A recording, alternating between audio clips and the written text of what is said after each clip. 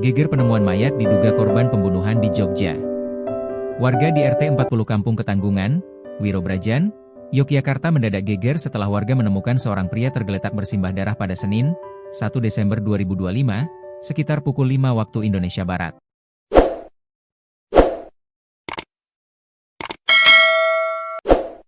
Garis polisi kini menutup rumah sederhana tempat jasad ditemukan, sementara bercak darah masih terlihat jelas di depan pintu. Rumah tersebut dalam keadaan kosong, dan spanduk putih dipasang polisi untuk membatasi pandangan warga.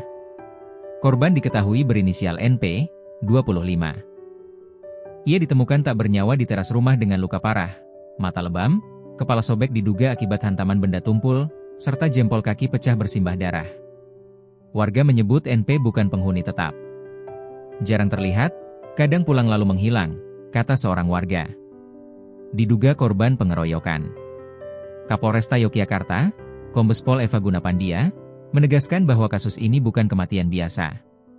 Diduga korban pengeroyokan. Pelaku lebih dari satu orang, ujarnya. Polisi mengaku telah mengantongi identitas para terduga pelaku dan kini tengah melakukan pengejaran. Mohon waktu, mudah-mudahan besok bisa kita rilis, tambahnya. Ketua RT 40, Totok Yuniarto, memastikan bahwa NP bukan warga Kampung Ketanggungan. Ia hanya menumpang di rumah milik Kirdi, seorang pengurus sepak bola di lapangan Mancasan. Dia hanya sesekali datang, mungkin sekadar main atau menginap, tuturnya. Jasad NP pertama kali ditemukan oleh anak-anak sekolah yang hendak meminjam bola kepada Kirdi.